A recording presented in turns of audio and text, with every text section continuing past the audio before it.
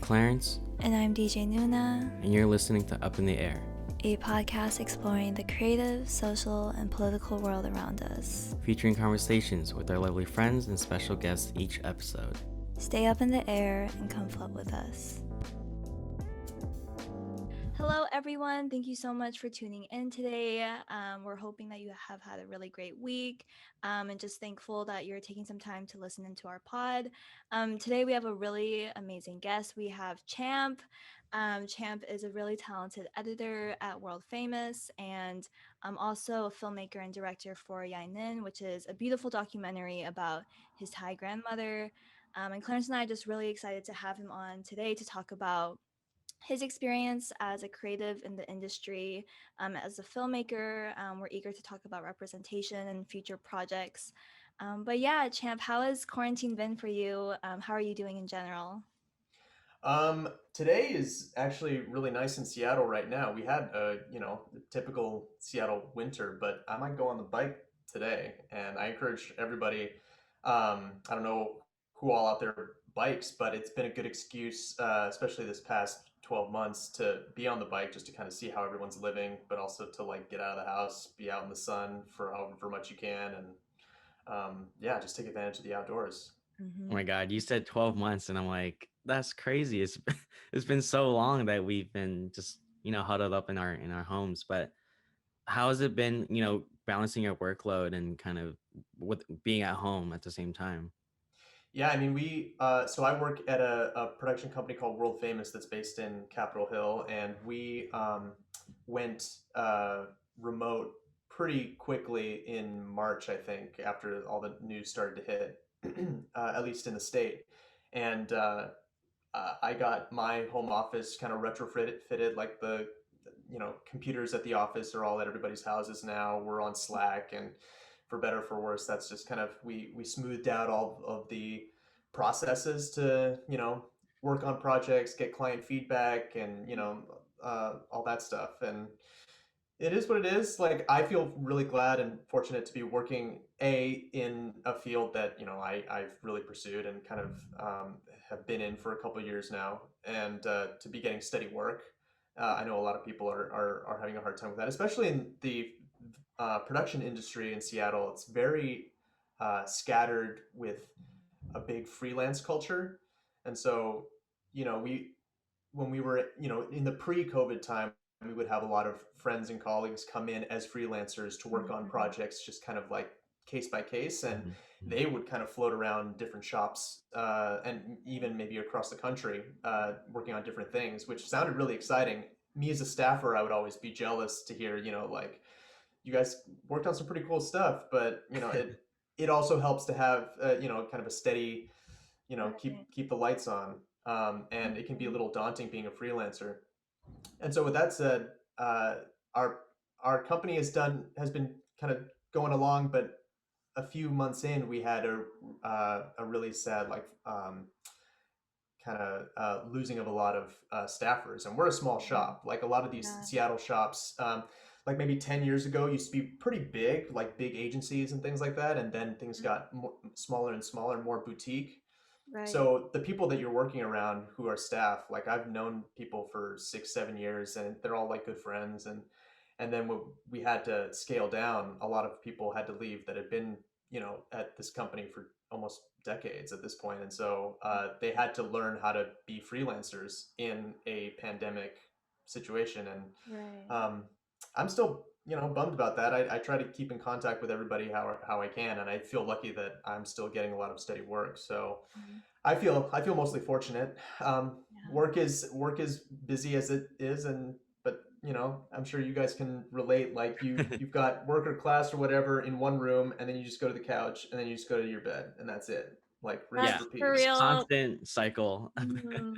Yeah, that's basically my day. I start the day off and it's dark, end the day, it's dark. Then I just go to bed and then start over the next day. But yeah, I mean, thanks for sharing about, it's tough right now with the job search and everything. I think Clarence and I are in our last year, and we have a lot of peers that graduated last spring, and it's been definitely tough for them to find work, and a lot of them are designers, and yeah, kind of forced into the freelance gigs as well. And it's really hard to like get your name out there, especially in times like this, and then figure out, because that in itself is a whole new type of career, I feel like, as well. So yeah, that's tough to hear, but we're happy to hear that you're getting steady work and have kind of created that work from home routine as well. But yeah, we wanted to talk a bit about, we were peeping on your LinkedIn and we saw that you were part of Rainy Dog when you were in undergrad, and I think also parts of arts and entertainment. Um, but yeah, those are two things that Clarence and I are part of. So we thought that was really cool. How are those Oh man, experiences? that's Yeah. that's amazing that we're able to talk about this kind of full circle. I mean, because Yeah. it's been a minute for me. I graduated in 2011, so my sister is actually your guys' year, and Oh so wow. she's doing her last year in Spokane, where our family is, and Mhm. but yeah, so yeah, I think somebody who wanted to pursue film at a school that didn't, or just like the arts in general, but at a school that didn't focus a whole lot on film, especially, there wasn't really a production thing at the time. I was just bored and tried to get involved into so many like clubs and things like that. I was the film club president for 3 years. And I think I think freshman year, I got involved with Rainy Dog. Uh, Doing my own show. What was it called? It was called Martino Waves. It was an hour. It was an hour of chill out electronic music and an hour of dance. Oh Um, yes. Lovely. Wow. yeah, and it was fun. I mean, and we were in the old hub, and it was a dungeon. And but you know, the Rainy Dog office was kind of like this little oasis where you hang out with a bunch of music nerds and Mhm. do your own show and listen to whatever you want while you do homework for 2 hours. But yeah, and I also wanted to get involved with Rainy Dog because I loved the shows that they were putting out. Local musicians and stuff just kind of are scattered around campus. And then occasionally they would collaborate with arts and entertainment to get big acts. Like my freshman year, we had LCD Sound System and Arcade Fire, Wow. which was Wow. for those two bands to be on our campus at that point in time was huge. And Mhm. that was like I remember that more than any like of the ball games that I went to Yeah. uh my 4 years of school. So I mean, yeah, that was like a big turning point. Socially, just like getting to meet people who were as into, you know, I grew up in Spokane and going to the big city, and getting to meet people who liked a lot of the same stuff was huge. I think that's similar to everybody's college experience. But and then eventually, senior year, I got hired as the films coordinator for A&E, and we had a really cool team that year. My music coordinator was Ryan Trinidad, who he and I have still been close friends. We lived in New York around the same time. He's in LA now doing like music production stuff, but he got who all did he get? He got Kendrick for his junior year, I What? think. That's Yeah, wild. and yeah, oh man, and it was and being able to follow A&E for the past like 10 years has been really cool, just to kind of see, you know, what it's done with the campus and just how much culture happens because of it.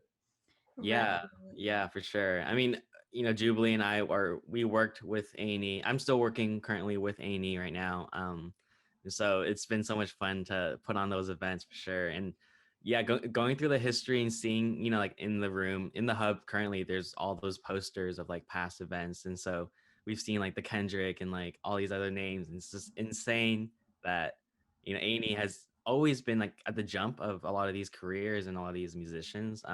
And also with Rainy Dog, we originally started at Rainy Dog, and then it became a podcast as the pandemic kind of rolled in. But that's really Mhm. cool to hear. And um, it's funny that you mentioned, like having those artists. We recently had just last quarter Phoebe Bridgers, right before all of the Grammys and stuff like that. And so just a little point to us. Yeah, that's amazing. She played SNL last night. Yeah, yeah. Yeah. So it's really cool to see how everything kind of turns around and stuff.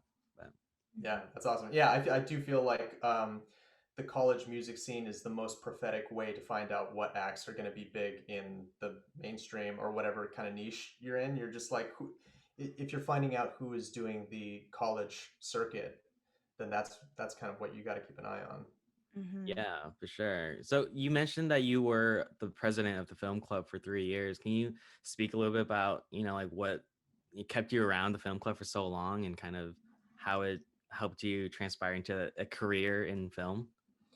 I mean, yeah, for those experienced in kind of working with or being part of student organizations, you're kind of picking up when you get started. You're getting picked up. You're kind of trying to like carry the energy of the previous group, right? So Mhm, mhm. that the year that I started, there was a huge group of mostly guys that did the film club and just had it really just lively. And I think it helped that they were all just kind of really into improv too. So they it was more like a comedy leaning film club, whereas I was kind of like an art house film nerd, and then a buddy of mine, Tommy, we became co-presidents when these guys wanted to kind of like they were all graduating and we're like, we have no idea what the plan is for this club afterwards, so you guys can just kind of do what you want with it.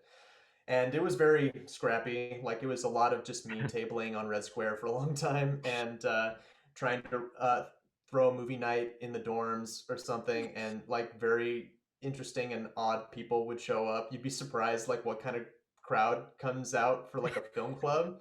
It's like I don't know. It's a weird mix, but I mean you know, and we tried to like have it be about film enthusiasm, like like be like loving kind of the history of film, and because Mm-hmm. I was studying film studies through comparative literature and doing a lot of like film history and theory and stuff, and having discussions about that. But there's myself included a lot of people who were just frustrated that there wasn't any production happening on campus, so we would make Right. excuses to throw a 48-hour film contest and try to make something in 48 hours, and you know, just different themed screenings works in progress and things like that. People just playing around, and eventually I got, or my senior year, I was in a program through DX Arts, which I'm not sure is on the campus now, but they used to do a digital media experimental, you know, film program or like a series for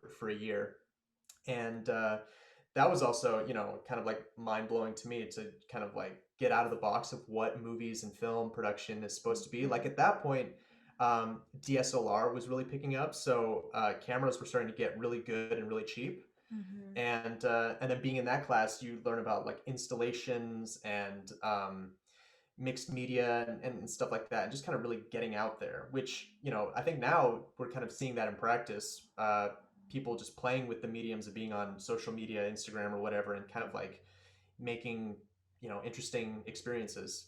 And yeah, and so the film club was it was more like getting excited about movies that have happened, or projects that we would want to do. It was kind of like a networking thing to meet up with people who wanted to make small productions of something just for fun. We were all busy students, so we'd make something over the weekend.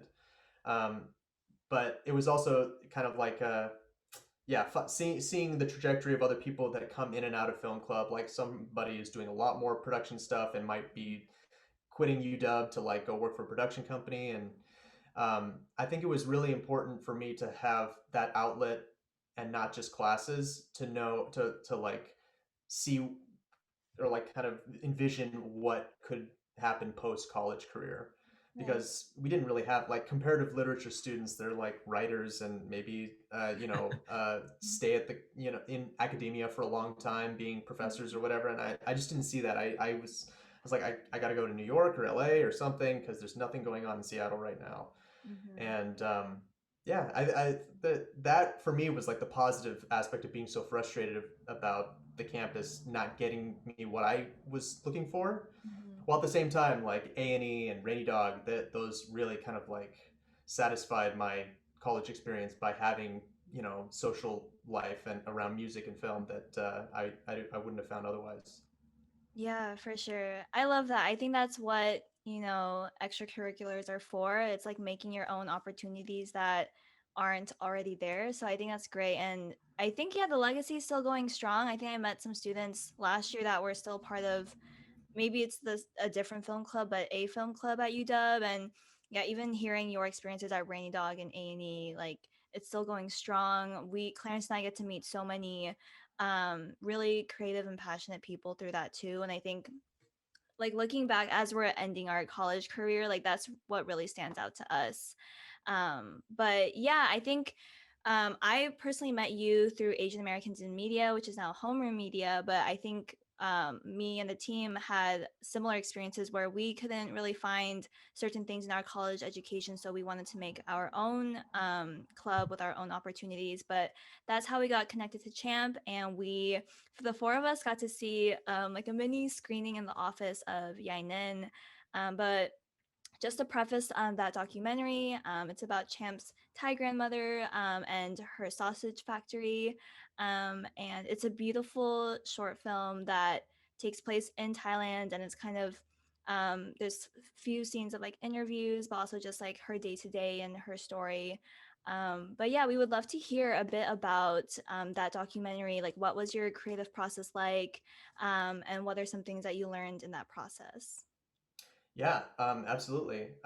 So I, as like a precursor, am a full-time editor at this company, and I'm sitting in the chair doing, getting a lot of work that's client facing, and trying to, noodle with things, and try to massage a story for a client, or someone else that that is kind of trying to get their message across. And um, but at the same time, our office has a lot of really talented storytellers. A lot of badass animators are in our office doing really fun kind of side projects, zines, and being kind of like in that animation world. And um, there's always just a lot of encouragement in the office to make our own side projects. And I had been planning on doing a documentary about my grandmother for a long time. I lived in Thailand in 2000, or I moved out of New York in 2014 and lived there for about a year and a half. And and I, remember growing up with my grandmother coming to visit us. There were a lot of cousins in the house, and so she would kind of help raise us on, during the summers and things like that. And she's gotten older, so she's been hanging back more in Thailand. But also because she's the boss of the family business, and she has to run, kind of be behind the desk, and she's a bit of a control freak and doesn't trust anyone else to do it for her. So having the opportunity to live in Thailand and have that experience, personally, just on my own, just kind of in my mid 20s, and just exploring and kind of like reclaiming my maternal culture was really important to me, but also spending a lot of time around her and just kind of what personalities or what characteristics she had that weren't just being my grandmother, that she is a very shrewd businesswoman. In another life, I can imagine her being a producer, because she's just like, getting things done all the time. And it never switches from like work getting things done to life getting things done. She's just got to do it. Yeah.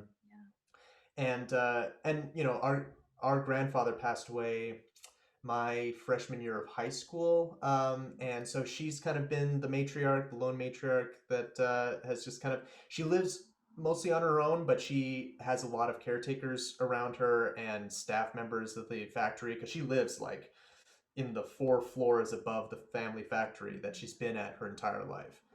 And that's an experience that I feel like is very uniquely Asian in a lot of ways. Like even in the United States, your family will run the family business and then live right above it. Like my cousins in Spokane, their parents have a Thai restaurant downtown, and they still live above the restaurant. And I think a lot of Americans, or at least like very Western Americans, don't understand why families would keep work so close. But it is, when it's a family business, it's just so, ingrained in you that you are so close to it. And like my cousins and I, we grew up as restaurant kids. Mhm. Um, a server would like babysit us while mom and dad are cooking or whatever, and we play with pots and pans. And that's something that I'm kind of curious about maybe exploring one day for another short. But yeah, and so fast forward, being at World Famous, they're like, yeah, Champ, you should just make something, like make anything. And I've been trying to pivot in my work from being an editor to being a creative director. Mhm. And so my bosses, they've been very encouraging. Like, if you're trying to steer yourself in a new direction, just kind of explore creating a pitch and trying to get that produced and things like that. So it all started with making a pitch or creating a pitch deck that Mm-hmm. was a visualization of what this could look and feel like, and inject as much personal story into it so that it feels like it comes out of the page, like people want this to get made. And yeah, and it worked out really well in my office, and I eventually sent it to I reached out to some friends who I knew from Thailand who knew any cinematographers or production people in Chiang Mai, where my grandmother is, or in Bangkok. And this guy, Liam, he's a Canadian expat who does a lot of commercial cinematography in Bangkok. Got really interested, and he was like, "Yeah, if you can set it up, I'll bring an RE Alexa camera and a few crew guys in a van, and we'll go up to Chiang Mai." And so I kind of piggybacked a family vacation in Chiang Mai to like do like a very rigid production schedule for 3 days, which is Wow. really it's really odd trying to like be so like I know the process, but it's all around my Mhm. family while my family is kind of like watching like, hey, how's it going? I'm like, we're good. We've been up since 5 a.m. I'm getting everybody coffees. Like, you know, it's Mhm. part of it. I kind of felt like, I've seen my family here and there, but they don't know exactly what, your family never knows entirely what your interests are at a Yeah. certain point. And so to watch them be like, oh, Champ does video stuff, and like it's a real thing, is like growing up in front of your family over the course of 3 days is really bizarre. But yeah, and then my grandmother rallied. She's always like a put together woman in a different pantsuit every day. And to ask her to, I mean, she already gets up at like 4:30 in the morning and then goes to bed at like 8 o'clock at night. And so she's got a consistent schedule. And so to put her in that scenario, it was very easy just to kind of like the documentary is very much just portraits of her in the spaces that she exists already. Mhm. Which all I wanted to do was to kind of portray how an 80-something-year-old Thai businesswoman kind of gets things going, and like keeps her life moving while her family lives so much at a distance. Mhm. It's supposed to be sort of a story of success for this woman, but it's also a little bittersweet that the products of her success, namely her family, they're all off, in the distance while she's just kind of holding things down in the home country. So it was a very rewarding experience, those 3 days of production, and just kind of being around my grandmother like that. Yeah, Mhm. and I'm very proud of it. Yeah, for You sure. mentioned that you were thinking about doing this project for a long time. I'm curious to know like what inspired that initial thought to do this. Whether it is you wanted to tell this story, or did it kind of come to fruition as you became an editor and then kind of seeing other people do their work. I think it probably was a mix of things that were happening. It's always like there are some inspirations in real life that are the germ for an idea that you had, and maybe you kind of like follow through with it much later. It was a mix of, yeah, I had at that point moved back from Thailand a few years, and I was so impacted by my experiences being back in Thailand for an extended period and being around my grandmother that I wanted some way to historically document it. Um, and even before that, at the UW, I took some courses through Native Voices, which is like American Indian Studies or Native American Studies, and the the classes were all about photo documenting or audio documenting Native elders, Indigenous elders, and their stories, and oral histories, and just pure languages, because there's a lot of elders that are the last people who speak that language for different tribes. And so there's been this effort to try and record that, and for posterity, and for cultural learnings, but also to preserve these languages and stories so that the culture of these indigenous communities still exists. Mhm. And I'm not indigenous, but I definitely was kind of taken by that idea, especially in the context of my own history, my own personal history and connection to Thailand. And my grandmother, she is one of the last people who speaks a dialect of Thai that is very regionally specific in Chiang Mai. Like our family, it's almost like a southern accent that you try to get rid of when you go to school or go to the city. You don't want it to admit to people that you understand that, and she's just unapologetic about it. And she also, she'll be on a phone call with somebody from Bangkok and code switch into Bangkok dialect to just be like, I speak the regular lingo, and then she gets off the phone, she'll be barking orders in her accent, and it's these audio experiences, or like these kind of like memories of language amongst my family who speak that still resonate with me, and I feel like I wanted some way to kind of capture that experience. And like the film is geared towards a general audience, but I think I want Thai Americans especially to be in the front seats, because that's an experience that not a whole lot of us get unless we go back home for extended periods, and not everyone gets that opportunity. And the maternal figure, the grandmother or the auntie, or the mother of the family, is such a fulcrum to a lot of Asian American families in general, and especially Thai families.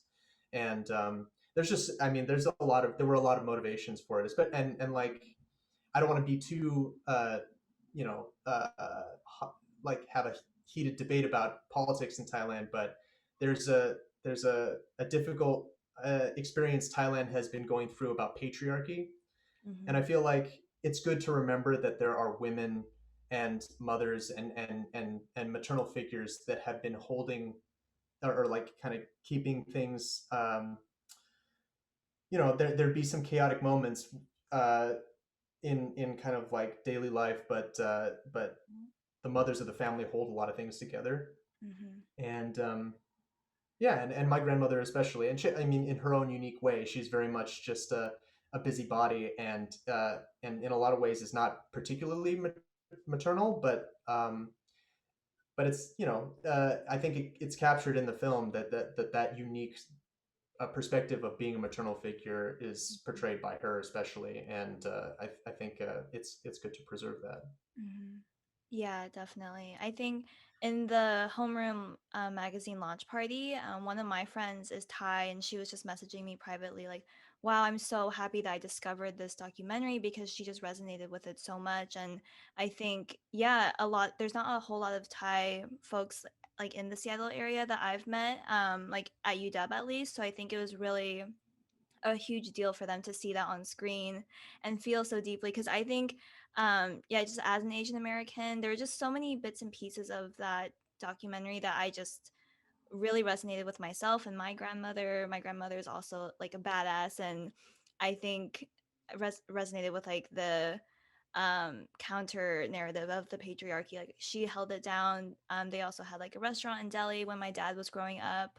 But yeah, I think one scene that really stood out to me was just the scenes where the factory workers were sharing kind of their experiences working there, and how they just really had like that familial tie and so much respect for your grandma. And I think that's something that you captured really beautifully. And even with the audio, the soundtrack was so lovely for the documentary. I think it just really enhanced everything that I was feeling. And same with like just the colors in the film and the animations. Our team was just so blown away, like while we were watching that. And I think second time around, it's just the same things as well. But you did kind of mention how you did want the target audience to yeah, just be everyone, but also like Thai Americans, or also just Asian Americans in general. But I was wondering, for you as a filmmaker, what does Asian American representation mean, and what does that movement mean to you, and how should it be progressing forward? Because I do think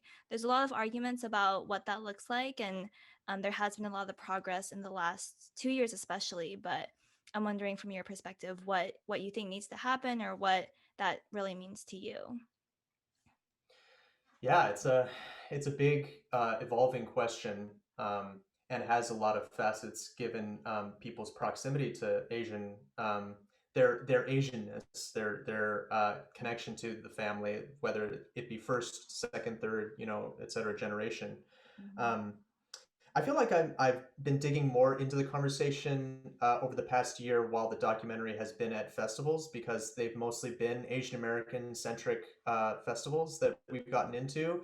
And it's amazing to see how many communities have been grouped together to watch share these experiences. And it's a lot of, you know, Seattle's a reasonably sized city of Asian Americans, but it's so refreshing to see the perspective from people in LA, people in New York and San Francisco, Right. um, and it's uh, it's just kind of validating as far as like the questions that I've constantly had, and like growing up in the Northwest, all my friends growing up are white or like also mixed race Asians, and we I think there were a lot of questions we couldn't pin down until we were part of a group discussion, or it would come up as a group that would be like, I thought that too, Mhm. otherwise, because everything just feels by default like, I yeah, it's I guess as far as representation, I think we're living in a really interesting time in the film, as far as the film industry, where there's kind of like doors being blown open Right. because there's been a demand for production companies and producers and talent representation to look out for not just more Asian and Asian American talent, but just BIPOC and and general anyone who's not white and a dude. And it's awesome, and for me it's almost a little overwhelming because there's so many grant opportunities, there's so many like initiatives by Right. organizations like Sundance and HBO, and I start recognizing a lot of Asian American talent that are putting out really awesome things, and it's like, oh, okay, Mhm. is it all happening so fast that people aren't feeling like confident to throw in their interests, and Mhm. and I feel like it's something that will evolve over the next few years. Right now it's very just the American attention on Asian American and ness and Asianness is very East Asian, and I think it's important for there to be visibility for darker skinned Asian folks, and Pacific Islander folks that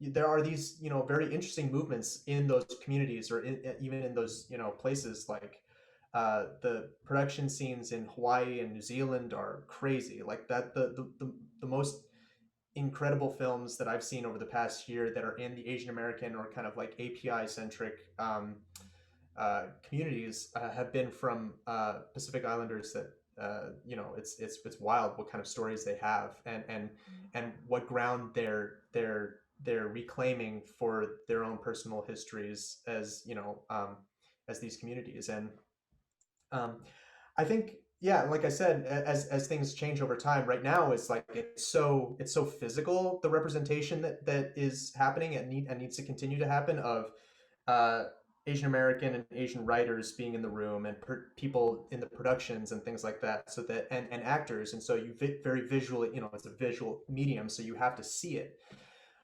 What I'm hoping for, as far as somebody who has a more kind of uh, diffused, like grown up in America, born in Asia, grown up in America, and kind of being back and forth, is that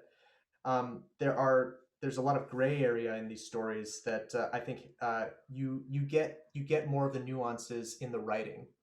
So Mhm. um, Asian Americans and Asians being able to write stories that aren't particularly about their culture, Mhm. I think is a harder representation, but I think is a um, like a signifier of success for that representation, Right. that an Asian American can write a science fiction epic movie or a space Mhm. opera or like a historical drama. Like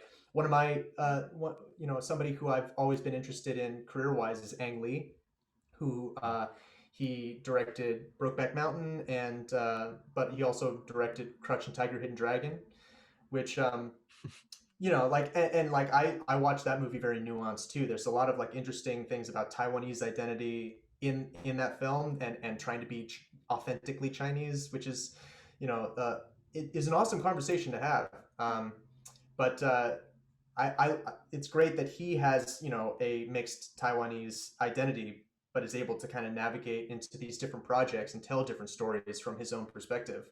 Um, yeah, so I feel like once storytelling becomes more diffused with people of different backgrounds being able to be represented, I think that's when the visual things about it become ubiquitous, and like it doesn't really matter too much that you have somebody who looks very particularly Asian on screen, as long as the Right. story, you know, it serves the story. Yeah. Mhm. Yeah, you bring up a good point about sort of how there is this level of pressure for films kind of like to become this thing about representation when in fact the narrative and the story behind it is much more than that. It's like anything, it's a broader story about, you know, family values or you know, triumphs and failures. But it kind of reminded me of this film Minari that is coming out, you know, soon. And I was watching an interview between Stephen Yun and Riz Ahmed, and they're kind of talking about how, you know, like, yeah, these films are depicting, you know, people of color, but that's not solely what it's about. It's about like the bigger story and Mhm. a universal story, if anything. And curious to know, like, looking forward to your, you know, your future films that you might take on. Do you feel this level of pressure to like show representation on screen and also like for your film to become about that, or is, I don't know, just kind of branching out into what kind of topics you want to tackle in the future? Mhm. Yeah, I feel like I uh, kind of fell into making a documentary that was so um, it couldn't have been anything else besides about representation, because it was about my family and my grandmother and these very real people that I identify with. Like, it was such an easy story to tell because I'm so close to it. Um, but as far as pressure for future representation, like I personally would don't want to get too enveloped in cultural stories, although I feel very comfortable in the documentary space. I think I've had a lot of experience in that space. um, I think I just want to challenge myself to be able to write and you know, develop stories that it's just important to have a very different point of view. Like I said, in the writing of it, that there are writers in the room that are able to inject their cultural perspective, but maybe not be so on the nose. Mhm. Um, because I, you know, we all unless, you know, I because like I've got a cousin, for example, who never left Thailand, who has grown up very much more, you know, authentically Thai, and is so familiar with Thai culture in a way that I, you know, movies and TV shows and things like that, in a way that I'll never that I can only, you know, partially comprehend. But I think, you know, it's a just having the diversity of experiences like that just makes the medium a lot more interesting. Mhm. And it, like I I'm very kind of familiar with like reality TV in the United States, or you know, in the West, and it's like popcorn shows, or like just kind of throwaway shows that you enjoy. And um, but I'm so glad that I can that I'm aware of shows. Like, there's this one show in Thailand that's like a historical comedy, romantic comedy drama. I forget what it's called, but it was huge a couple years ago, and everybody in Thailand was talking about it. And it was fascinating that they were making a lot of like so basically, the premise is this college girl who's obsessed with Thai ancient history, and like all of these historical figures in history are like all her boyfriends, and she's obsessed with them. It starts off kind of dark. She is in an accident and dies or something, and then her soul is transported into the past. And then she starts living in like feudal Thailand, like, because Thailand used to be all these different kingdoms, Mm. and everyone speaks in like a very old accent, and is wearing, you know, very traditional clothes, and all the guys are super hot, and she's just like, oh my god, like, I'm in my place. And she gets embroiled in like royalty and drama, you know, that supposedly was very realistic, that happened. And um and I just love that that was such a fad for a while in Thailand, that people were starting to wear, throwback, like ancient clothing styles, and speaking this dialect, and that was like the talk of the Thai culture for a while. Mhm. Um, and just to be aware of that as a Thai American through, people that I still know in Thailand is just like such a, I don't know, it's just so, it just fills a void. Like, because there's a lot of stuff in Western pop culture that I'm realizing I don't really identify with anymore. Mhm. Right. Um, yeah, the key being anymore. Like, there was so much that I watched as a kid that I was like, oh, I see myself in that, but there's nobody on screen that looks or reminds me of myself. And looking back in Asian shows, Asian films, or films that have a lot of Asian representation, is just like, oh Mhm. yeah, that's Yeah. that's the hero, or those are the heroes that I wanted to identify with, Mhm. but I didn't completely. Yeah. Definitely. I would love to watch that movie if you remember the name later on. It sounds really good. But yeah, I totally agree. I think like the past couple of years has really been like putting those faces on screen. And I think that's a huge step forward. But like you said, I think representation is also just normalizing the opportunities of having those voices in those spaces, and like the writers and the screenplay and the directors, because I was watching this TV show called Pen 15. I don't know if you've seen that, but it's obviously not like a forefront of Asian American representation, but I can tell in the writing that there's like these little gems hidden that really do like hit it on the head of what it's like growing up in America in predominantly white spaces. I think I recommend that show to everyone. It's really funny. Clarence, you Oh should man, watch it. yeah. Pen It's 15 is hilarious. amazing.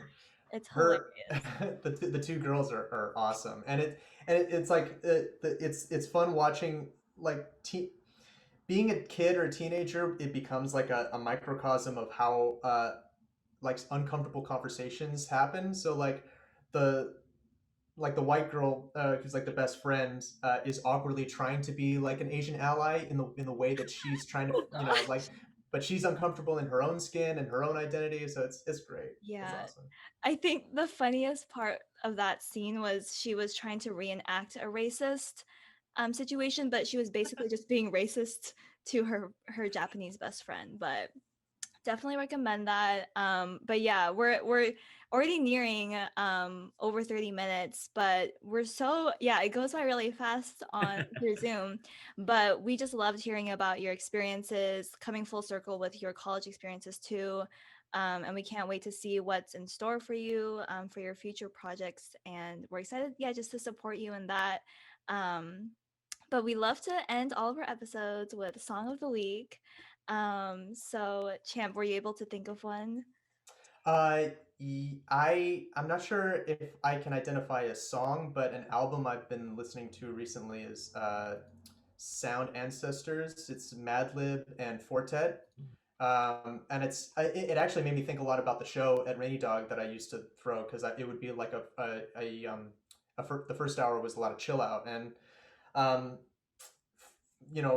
Rainy Dog and the music I picked up from that was like very formative as far as what was coming out at that time, like mid 2000s. And I'm a big Fortet nerd, but then also Madlib, worked with MF Doom, and just, it's so that just came out, and it's really great. And R.I.P. MF Doom, and just kind of the stamp that these two guys, Madlib and MF Doom, have on hip hop culture. Yeah, so that one's great. It's great to study music. It's great to have a podcast going and listen to that at the same time. Yeah, for sure. Beautiful. Yeah, Rainy Dog has such a special place in our hearts because it really just started off as we don't really know what we're doing. Clarence and I didn't know each other super well, but we really got to, yeah, kind of envision what this podcast is now through all those late nights or really early mornings. We used to have like an 8 a.m. show. That's where we started. So we definitely checking that out. But I can go next, Clarence. Yeah, go ahead. I'm late to this game, but I discovered Hope Tala a little bit ago. I think I would hear her in like my Discover Weekly, but she recently released an EP in November called Girl Eats Sun, and she has a track on there with Amine. I've been listening to that on repeat this whole week and also just watching the music video of it on repeat as well. It's like this beautiful, like Renaissance inspired music video, and Amine's little bit in that is really great too. So I recommend her. She's also an Asian American artist, so definitely recommend her. But yeah, passing it on to you, Clarence. Beautiful. I just want to say really quickly before I say my song of the week. I see all of those records behind you, Champ, and it looks great. It's a large collection. Ooh. A lot of it, I had to get like shipped from New York. Actually, my Mm. buddy Ryan Trinidad, who worked at A&E, he started getting into throwing DJ nights, and I was when I was living in New York, I was like working at a Thai restaurant for a long time and saved a bunch of money to get Technics 1200s, these two turntables, and I got it like the day a DJ like retired at Guitar Center in Brooklyn. And I remember there was a bunch of other older DJs just kind of looking at me with my shopping cart, and they're like, "Oh my god, this kid." And I had it for maybe like a full 6 months until I moved to Thailand, and I gave him to Ryan, and then he started throwing nights in Brooklyn. And so these have the records have seen the record players anyway have seen a lot of fun times, but it's yeah, slowly trying to like this is a very expensive hobby. I I would recommend it and not at the same time. Yeah, that's beautiful. Though I have a couple of records myself, but I'm looking to build that collection for sure at some Yeah. point.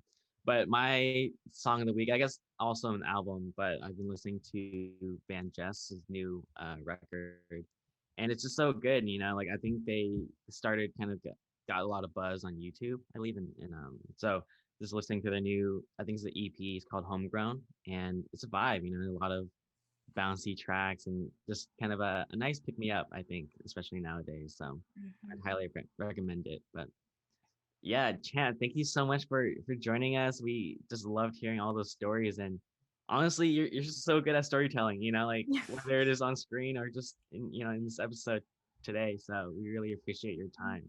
Yeah, no, I appreciate you guys. Obviously, I could go on, but yeah, maybe another time. Yeah, for sure. But yes, thank you everyone for tuning in. We will have all of Champ's info available to all, and also like links to the documentary as well. But yes, thank you so much for listening in, and we will talk to you all next week. Peace.